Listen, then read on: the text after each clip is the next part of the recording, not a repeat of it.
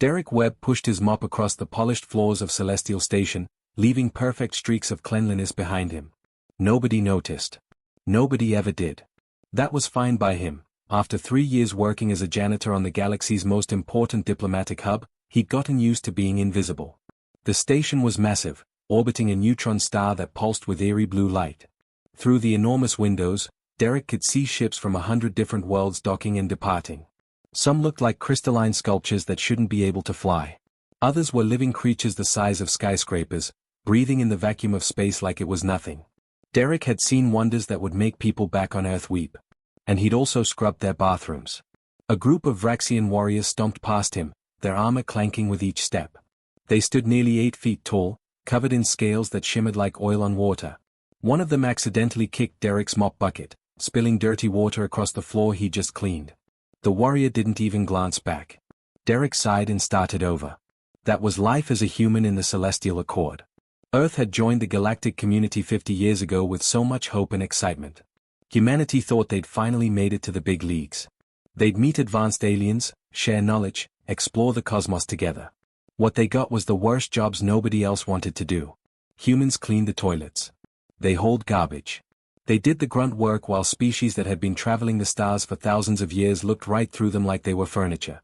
It wasn't official discrimination, the Accord had strict equality laws, but everyone knew where humans stood. At the bottom. Derek didn't complain though. The pay was decent, and every credit he earned went straight back to Earth, to his younger sister Lisa who was putting herself through medical school. She was going to be a doctor. She was going to do something that mattered. Derek could handle mopping floors if it meant his sister could chase her dreams. He moved down the corridor toward the Hall of Ancients, an area most workers avoided. The massive doors at the end of the hallway were sealed tight, covered in symbols that hurt to look at directly. They were carved from some material that shouldn't exist, denser than a neutron star but somehow lighter than air. The doors had been closed for 10,000 years, according to the stories. Nobody knew what was inside. Derek's job was to keep the corridor clean. Ambassadors and dignitaries passed through here constantly, and any speck of dust was considered an insult to the ancient site. As he worked, a group of crystalline beings drifted past. The lumens were one of the oldest species in the galaxy, existing partly as energy and partly as matter. They hummed when they moved, creating harmonics that made Derek's teeth ache. One of them paused, its facete surface reflecting Derek's image back at him 1,000 times. "Human," it said, its voice like wind chimes. "You have maintained adequate cleanliness standards. Continue." High praise, apparently. Derek nodded. "Thanks. I'll do my best." The lumen floated away without another word. Derek watched it go, then returned to mopping. That was probably the most acknowledgement he'd get all week. His maintenance scanner beeped, the little device clipped to his belt that detected everything from radiation leaks to air quality issues. Derek pulled it out and frowned. The readings were spiking near the Hall of Ancients. Energy fluctuations, the scanner said. Pretty significant ones too. Derek approached the ancient doors slowly. They looked the same as always, massive, imposing, covered in those weird symbols. But his scanner insisted something was happening. The energy readings were climbing steadily. He tapped his communicator. "Security, this is Maintenance Tech Web. I'm getting unusual readings near the Hall of Ancients. Might want to check it out." There was a pause, then a gruff voice responded. "Webb, your equipment is calibrated for detecting leaky pipes and bad air filters. It's not meant for analyzing ancient artifacts." "I know, but the readings are." "Dismissed, human. We have actual security concerns to address. Go clean something." The line went dead. Derek stared at his communicator, then back at the doors. The scanner was now showing readings off the charts. Something was definitely happening. But what could he do? He was just a janitor. If security said it was nothing, then it was nothing. They had equipment far more advanced than his little scanner. They had training and expertise. They knew what they were doing. Derek finished his shift and headed back to his quarters, a small room he shared with 2 other human workers. Both were asleep already, exhausted from their own jobs. Derek lay on his bunk and tried to sleep, but something nagged at him. The energy readings had been real. His scanner might be basic, but it didn't lie. Something was happening at the Hall of Ancients. Around midnight, Derek gave up on sleep. He pulled on his jumpsuit, grabbed his scanner and cleaning supplies, because if anyone asked, he was just doing late-night maintenance, and headed back to the hall. The station was quieter at night. Most diplomats were asleep or in their quarters. The corridors echoed with Derek's footsteps as he walked. He felt ridiculous. What was he going to do, investigate an ancient mystery by himself? He was a janitor with a high school education from Milwaukee. He wasn't an explorer or scientist. But he couldn't shake the feeling that something was wrong. As Derek approached the Hall of Ancients, his scanner started going crazy. The readings were so high now that the device was overheating in his hand. And then he saw it, the doors were glowing. Faint blue light traced along the ancient symbols, pulsing like a heartbeat. Derek stopped walking. His heart hammered in his chest. The doors hadn't done that before. Ever. In 10,000 years, according to every record, those doors had been completely dormant. He took one step closer. The doors responded. The glow intensified, spreading across the massive surface like fire across paper. The symbols blazed bright enough to cast shadows down the corridor. Derek took another step, unable to help himself. The doors shuddered. 10,000 years of silence ended with a sound like thunder. The ancient mechanisms inside began to move, grinding and clicking as systems older than human civilization came to life. Derek stood frozen, watching in disbelief as the sealed gates, the doors that emperors and warlords and saints had tried to open for millennia, began to swing inward. Light flooded out, so bright Derek had to shield his eyes. And from somewhere deep inside the hall, he heard a sound. It might have been machinery. It might have been something else. It sounded almost like the doors were welcoming him home. Alarms began screaming throughout the station, and Derek realized his simple night was about to become very, very complicated.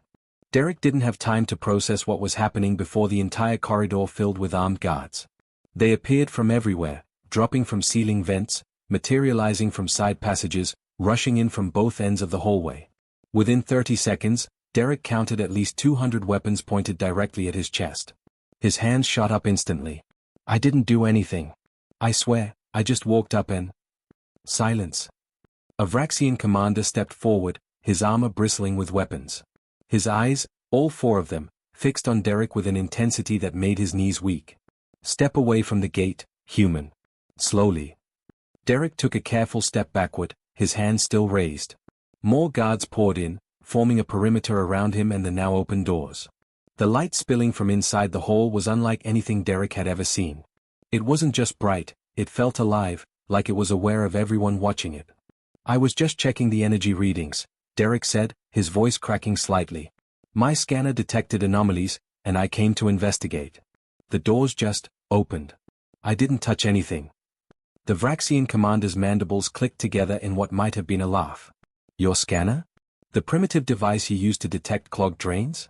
You expect us to believe that detected something our advanced sensors missed?" Before Derek could respond, the real authority arrived. The crowd of guards parted like water, and Derek's stomach dropped. The High Council was here, the most powerful beings in the galaxy, leaders who shaped the fate of trillions. He recognized them from the mandatory orientation videos all station workers had to watch. First came Supreme Archon Velis, a crystalline lumen who glowed from within like a captured star. Behind him floated Warprime Crotha, commander of the largest military force in known space. And beside them, the avatar of the Kshari Overmind, a being that represented the collective consciousness of an entire species. Derek had cleaned their meeting chambers. He'd emptied their waste receptacles. He'd never imagined actually meeting them face to face. Supreme Archon Velis drifted toward Derek, his facete surface reflecting the light from the hall. "Human," he said, his voice resonating through Derek's bones, "do you understand what you have done?" I haven't done anything, sir. I mean, Supreme Archon. I just approached the doors, and they opened. That's all." Warprime Crotha pushed forward, his massive form towering over Derek. "Impossible. The Hall of Ancients has been sealed for 10 millennia. Thousands of species have attempted to open it. The greatest warriors of 50 civilizations have tried. Emperors have spent their entire reigns seeking the key. And you, a maintenance worker, claim it simply opened for you?" "I'm not claiming anything," Derek said, trying to keep his voice steady. "I'm just telling you what happened." The Kshari avatar's tentacles writhed as it processed this information. When it spoke, its voice came from everywhere and nowhere. "Scan the human. Full biological and genetic analysis. There must be something unique about his physiology. Perhaps he carries some ancient genetic marker."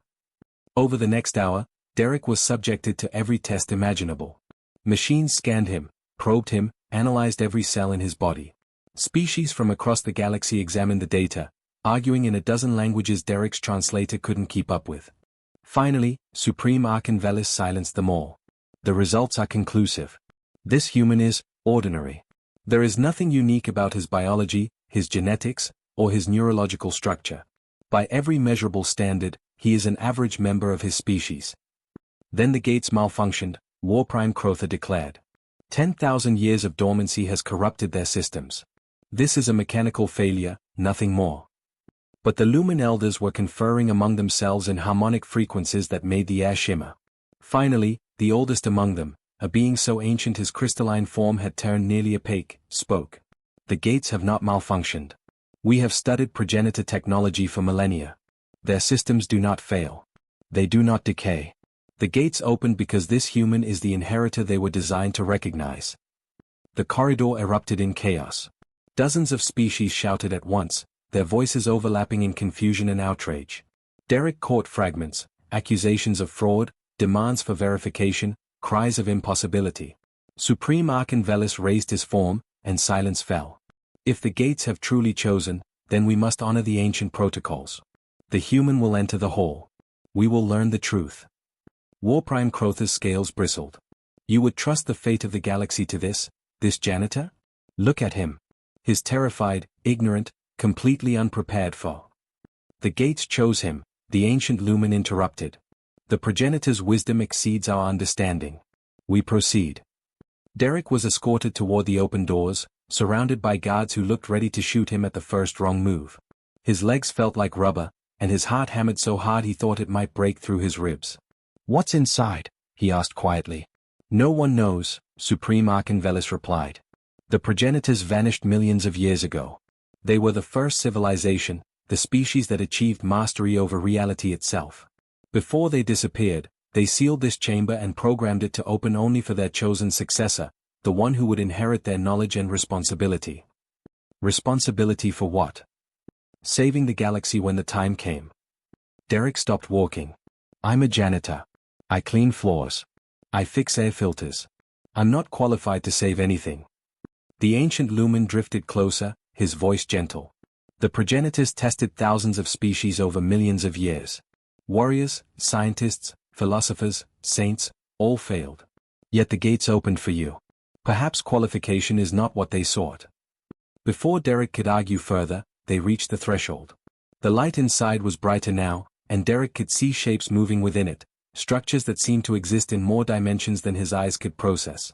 Enter, Supreme Archon commanded. Derek took a breath and stepped through. The Hall of Ancients was impossible. It was larger inside than the entire station, yet somehow contained within a single chamber. The walls curved in directions that shouldn't exist. The ceiling was both infinitely high and intimately close. And floating in the center was something that made Derek's brain hurt to look at, a sphere that was simultaneously solid and empty, present and absent. As Derek approached, the sphere began to pulse. Then, without warning, it shot forward and touched his forehead. Information flooded his mind. Not words or images, pure understanding. Derek saw the history of the galaxy, the rise and fall of a million civilizations. He saw the progenitors in their glory, beings of pure thought who shaped worlds with intention alone. And he saw why they vanished. They hadn't disappeared. They'd sacrificed themselves fighting something that came from outside reality, a force called the Void Tide. They wounded it, pushed it back, and sealed it away. But the seals were failing. In 5 years, the Void Tide would return. And when it did, it would devour everything. Derek gasped as the connection broke, stumbling backward. The sphere pulsed once more, then returned to its center position. Around him, the hall began to change. Dormant systems activated, walls lit up with information, and from alcoves hidden in impossible angles, massive figures emerged. The ancient guards, constructs built by the progenitors themselves. They stood 30 feet tall, made from materials that existed between states of matter. Their forms were both beautiful and terrifying. And as Derek watched in disbelief, they knelt before him. Outside the hall, monitoring equipment exploded with data. The High Council stared at the readings in shock. There was no doubt anymore, no room for debate. The gates had chosen. The inheritor had been found. And against all logic, all expectation, all probability, It was a human janitor from Milwaukee who just wanted to help his sister through medical school. Derek stumbled out of the Hall of Ancients 3 hours later, his mind still reeling from everything the Progenitor Archive had shown him. The High Council waited outside, along with what seemed like half the station's population. News had spread fast, too fast. The human janitor had been chosen as the inheritor. The galaxy was losing its mind. Supreme Archonvelis approached first, his crystalline form pulsing with barely contained urgency. What did you learn? What did the archive reveal? Derek opened his mouth, then closed it. How could he explain what he'd seen? The knowledge wasn't just in his head, it was woven into his consciousness now, part of him in ways he didn't fully understand yet. There's something coming. Something called the Void Tide. We have 5 years to prepare, or everything ends. The council members exchanged glances. Warprime Crotha stepped forward, his scales darkening with skepticism. The Void Tide is a myth. A story the progenitors told to frighten primitive species. You expect us to mobilize the galaxy based on ancient legends. It's not a legend, Derek said, surprised by the certainty in his own voice. The progenitors died fighting it. They pushed it back and sealed it away, but the seals are breaking. I saw it. I know it's real. Over the next week, Derek's life became a nightmare. He was moved to luxury quarters he didn't want, assigned guards he didn't need, and given authority he absolutely didn't understand how to use. Ambassadors from 100 worlds requested meetings. Religious leaders declared him either a prophet or a fraud. Military commanders demanded access to progenitor weapons. And through it all, Derek just wanted to go back to mopping floors. The breaking point came during an emergency session of the High Council.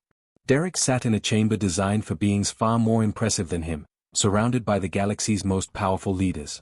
We have reached a decision, Supreme Archonvelis announced. The human will retain the title of inheritor, as the gates have chosen. However, given his lack of experience in military strategy, diplomatic protocol, and galactic affairs, he will be advised by a committee of experts who will make all substantive decisions. Derek should have felt relieved.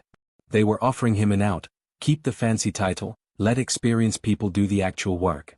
It was the smart choice. The safe choice. But something in his gut twisted. No, he heard himself say. The chamber went silent. Warprime Crotha's eyes narrowed. No? With respect, Derek said, standing up, that's not going to work. The archive showed me things. I saw why the progenitors failed. They were powerful, intelligent, advanced beyond anything we can imagine. But they couldn't stop the Void Tide. They could only slow it down. And you think you can succeed where they failed? The Kshari Avatar's tentacles writhed with amusement. You, who spent yesterday cleaning waste disposal units. Derek felt his face flush, but he pushed forward. The Void Tide isn't just powerful, it's patient. It waits for civilizations to get comfortable, for them to forget how to struggle. The progenitors had evolved beyond physical challenges. They'd mastered everything. They had no experience with desperation, with fighting when there's no hope of winning. He looked around at the assembled leaders. That's why the gates chose a human. Not because we're special or superior. But because we're survivors. We've spent our entire history getting knocked down and getting back up. We've faced extinction a dozen times on our own planet and kept going. That's what the progenitors needed, someone who knows how to fight when everything says you should quit. Supreme Archonvelis's light dimmed thoughtfully. You truly believe you can lead the galaxy through this crisis? I don't know, Derek admitted. But I know that if we do this your way, with committees and advisors making decisions while I stand around looking official, we'll lose. The archive was clear. The inheritor doesn't just inherit knowledge. They inherit responsibility. The job is mine, whether I want it or not. The council erupted in argument. Some supported Derek's position. Others called him arrogant and dangerous. Warprime Crotha was the loudest voice against him. This is insanity. We should strip him of the title, take the progenitor technology by force if necessary. Our fleets are the most powerful in the galaxy. We don't need some human maintenance worker playing soldier. The ancient guards answer only to the inheritor, the old Lumen Elder reminded everyone. The progenitor's technology cannot be stolen or controlled. It responds to him alone. Crotha's scales flushed dark with anger. Then we'll see how loyal those guards are when 1,000 warships surround this station. Derek felt the knowledge from the archive rising in his mind, showing him systems and controls he shouldn't understand. You really want to test that? 3 days later, Warprime Crotha made good on his threat. The Vraxian Empire's fleet arrived, over 900 warships bristling with weapons that could crack planets. They surrounded Celestial Station and issued an ultimatum: surrender control of the progenitor technology within 1 hour, or face annihilation. The High Council panicked. Supreme Archon Velis urged Derek to negotiate, to compromise, to avoid bloodshed. Derek stood in the Hall of Ancients, his hand on one of the ancient guard constructs, and made a different choice. "I need you to disable those ships," he said quietly. "Don't destroy them. Don't hurt anyone. Just turn them off." The ancient guard's eyes blazed with light. It moved faster than Derek's eyes could track, phasing out of the hall and into space itself. 30 seconds later, every single Vraxian warship went dark. Their weapons powered down. Their engines stopped. Life support remained active, but everything else simply turned off. The Vraxian crews found themselves floating helplessly in space, completely unharmed but utterly defeated. The ancient guard returned to the hall and resumed its position as if nothing had happened. Derek opened a communication channel to the Vraxian flagship. "Warprime Crotha, your crews are safe and will remain so. Your ships will be powered back up in 1 hour. But understand this, the progenitors built these guards to protect the galaxy, not conquer it. Their power is absolute, and it will be used to save everyone. Even people who don't want to be saved." He cut the connection before Crotha could respond. The demonstration changed everything. The galaxy realized Derek wasn't bluffing, and the progenitor technology was truly beyond their ability to seize. But Derek knew force alone wouldn't be enough. He needed allies who believed in the mission, not people who followed him out of fear. He called his sister Lisa on Earth. Seeing her face on the screen, exhausted from studying, her hair tied back, coffee stains on her shirt, nearly broke him. "Derek, I saw the news," she said. "Are you okay? They're saying crazy things about you." "It's all true," he interrupted. "Lisa, I need your help. Not as my sister, but as someone who understands medicine and science. The galaxy needs doctors, engineers, people who know how to solve real problems. The aliens have forgotten how to struggle. We haven't." Lisa stared at him for a long moment. "You're serious? You're actually asking me to drop out of school and come to space to help fight some kind of cosmic horror? I know how it sounds. When do you need me there?" Derek felt emotion tighten his throat. "You'd really come? You're my brother. And if half of what the news is saying is true, you're trying to save everyone. So yeah, I'm coming. And I'm bringing friends. You're going to need all the help you can get." Over the next month, Derek began recruiting in earnest. He didn't go to Earth's military or government. He went to construction sites in Texas, farming communities in Kansas, mining operations in Nevada. He recruited mechanics and nurses and teachers. People who understood that survival wasn't about glory, it was about showing up every day and doing the work, no matter how hard it got. The alien powers watched in disbelief as humans poured into training facilities. Species that had mastered faster-than-light travel couldn't understand why Derek was recruiting people whose greatest achievement was fixing tractors. But Derek understood something they didn't. The void tide wouldn't be stopped by superior technology or advanced strategy. It would be stopped by people who looked at impossible odds and said, "Yeah, but we're going to try anyway." He stood in the Hall of Ancients one night, alone except for the silent ancient guards. The weight of what was coming pressed down on him like a physical thing.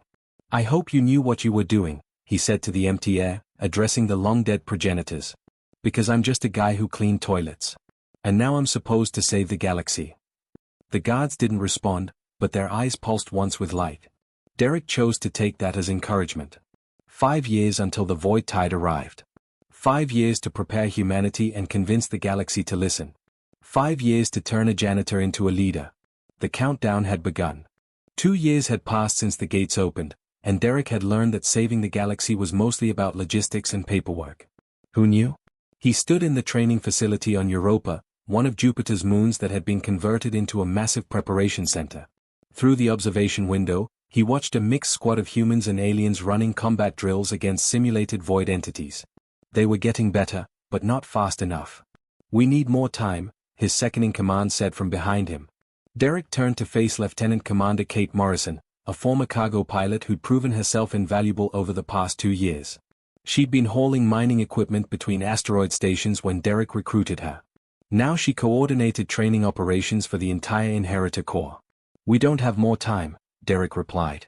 3 years left, and most of the galaxy still thinks this is either a hoax or someone else's problem. Kate pulled up a holographic display showing recruitment numbers. Earth's doing well. We've got 50,000 volunteers in active training. But the other species? She shook her head. The Vraxians sent us 200 soldiers, out of a military force of millions. The Kshari sent exactly 0. Most governments are just ignoring us completely. Derek had spent 18 months traveling the galaxy, trying to convince leaders to take the threat seriously. He'd spoken before planetary councils, addressed military academies, even given a speech to the Grand Assembly of the Celestial Accord.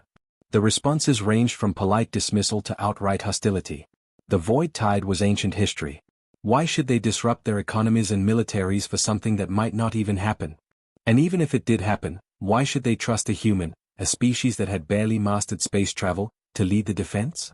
Tell me about the individual recruits, Derek said. The ones who came without their government's blessing. Kate's expression brightened slightly. That's more encouraging. We've got about 8,000 non-humans who believed in the mission enough to volunteer independently. There's Commander Jax Thornburg, the Vraxian who got demoted for reporting dark space anomalies that his superiors said were sensor glitches. Dr. Lyra Chen, a Kshari scientist who was studying dimensional physics and got laughed out of her research institute. A young Lumen named Kale who thinks his entire species has become too passive. Those are the ones who'll make the difference, Derek said. People who've already sacrificed something for this. They're not here for glory or orders, they're here because they see the truth. The training was brutal by design. The Progenitor Archive had given Derek access to pocket dimension technology, where time moved differently. 3 years could pass inside while only 3 months passed outside. But the human body and mind weren't designed for that kind of compression. The dropout rate was nearly 40%, and those who made it through came out changed, harder, sharper, carrying scars both visible and invisible.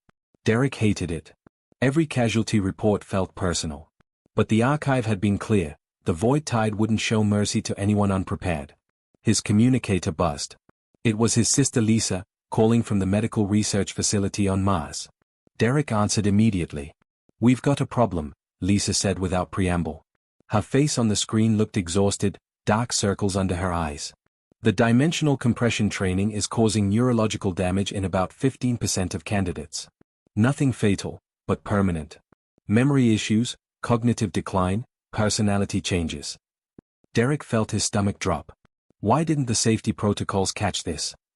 Because we're pushing human physiology beyond anything it evolved for. The protocols work fine for short-term exposure, but sustained training in compressed time? We're in uncharted territory. Lisa paused. Derek, we need to slow down the program. Give people's brains time to recover between sessions. That'll cut our training capacity by half. I know. But if we don't, we're going to destroy the minds of the people we're trying to save the galaxy with. Derek closed his eyes. Every decision felt like choosing between terrible options. Do it. Implement the new protocols. We'll find another way to make up the time. After Lisa signed off, Kate gave him a concerned look. You okay? No, Derek admitted. But that doesn't matter. What's next on the schedule? You've got a meeting with the Progenitor Archive in an hour. Then Admiral Brooks wants to review defensive station placements. And after that, you're supposed to give another recruitment speech on Earth. Derek nodded, but his mind was already on the bigger problem. Even with everything they were doing, it wasn't enough. The Archive's projections were clear. The defenses they were building would slow the Void Tide, maybe even hold it back in some sectors, but they couldn't stop it. Not with a fractured galaxy where most species refused to cooperate. The ancient guards had revealed more secrets over the past 2 years. Derek now understood that the progenitors hadn't just fought the Void Tide, they'd studied it, analyzed it, tried to understand its nature. And what they'd learned was terrifying. The Void Tide wasn't just a force of destruction. It was intelligent, in a way that made conventional consciousness seem quaint. It learned from every encounter, adapted to every defense. The progenitors had wounded it, yes, but they'd also taught it how to fight back. When it returned, it would remember everything. The only advantage Derek had was that the Void Tide wouldn't expect humanity. Earth was too new, too primitive to register as a threat. That surprise might buy them crucial seconds in the opening moments of the conflict. If they lived long enough to use it. A priority alert flashed across Derek's communicator. His blood ran cold when he read it. Kate, get everyone to alert status now. What's wrong? Assassination attempt. Someone just tried to poison the water supply at the training facility on Titan. The automated systems caught it, but... Derek pulled up the analysis. This wasn't some random attack. The poison was engineered specifically to target the genetic markers we've been enhancing in our trainees. Whoever did this had inside information. Over the next week, the investigation uncovered something worse than Derek had imagined. The assassination attempt had been ordered by a faction within the Kshari Overmind itself. Not the whole species, just a subset of their collective consciousness that had run probability models and reached a disturbing conclusion. The models showed that defeating the Void Tide would require enormous sacrifice. Entire star systems would be lost. Trillions would die. But if they didn't fight, if they instead allowed the Void Tide to consume the galaxy slowly, the Kshari could potentially negotiate with it, offer tribute, buy themselves time while other species perished. They decided that ruling over ashes was better than dying in the fire. When Derek confronted the Kshari ambassador about it, the being didn't even try to deny it. You're asking us to commit suicide for species we barely tolerate. Why should we sacrifice our future for yours? Because if you let the Void Tide win, there is no future, Derek said. For any of us. The progenitors tried negotiating with it. They tried understanding it, reasoning with it. It doesn't care. It consumes. That's all it does. So you say. But you're human, a species that's existed for mere thousands of years. Our collective consciousness has calculated millions of scenarios. We trust our mathematics over your mystical archive. The Kshari formally withdrew from the defensive preparations. Other species used it as an excuse to reduce their own commitments. The alliance Derek had been trying to build for 2 years was crumbling. That night, Derek stood alone in the Hall of Ancients, surrounded by the silent ancient guards. He placed his hand on the archive's surface, seeking guidance. What he got instead was a memory. The progenitors' final battle, playing out in his mind with perfect clarity. He saw their desperate last stand, saw them sacrifice their entire civilization to wound the Void Tide. And he understood something the archive had been trying to tell him all along. The progenitors hadn't failed because they weren't strong enough. They'd failed because they fought alone. Each of their subgroups, each faction, had tried to save themselves first and the whole second. By the time they united, it was too late to do anything but die heroically. Derek couldn't let that happen again. He called an emergency meeting of everyone who still believed, human and alien alike.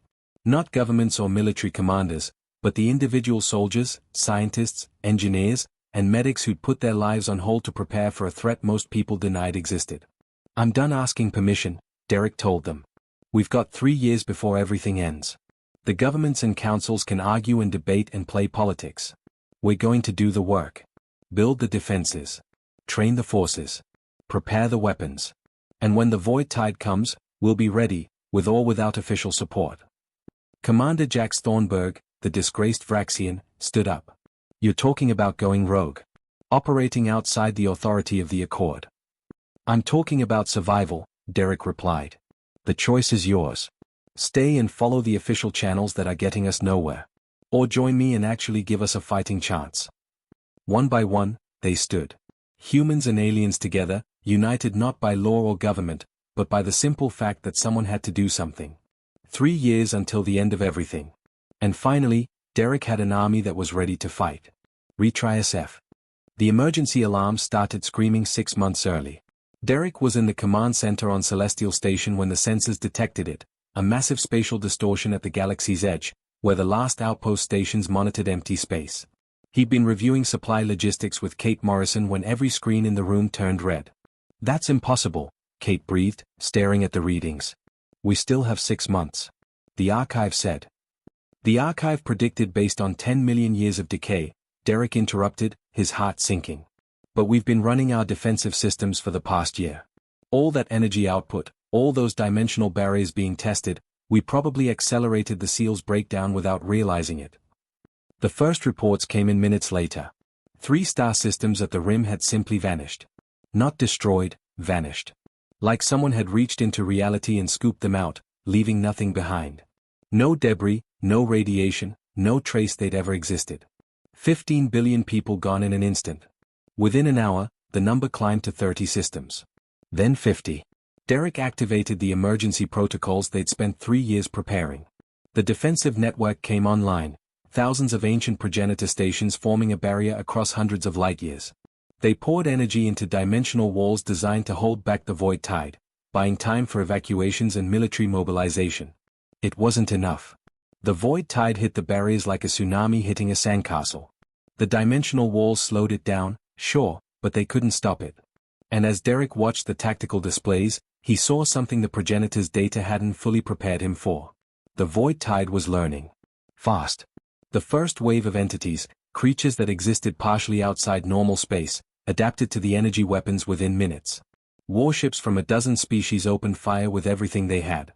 The blasts passed through the void entities like they weren't even there, while the entities reached out with limbs made of unraveling reality and dissolved entire battleships.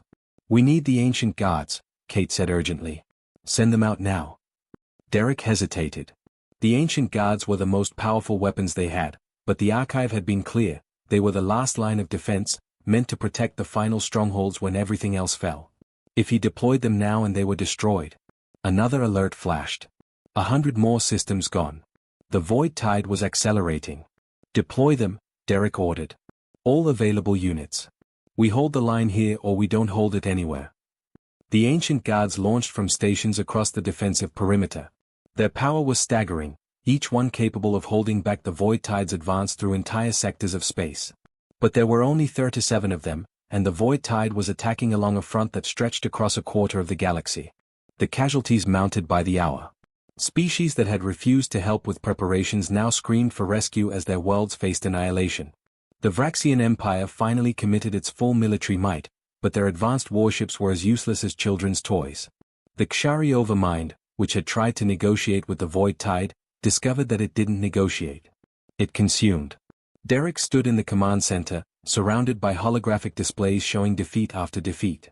His brilliant strategies, his careful preparations, his 3 years of work, none of it mattered against something that could simply unmake reality.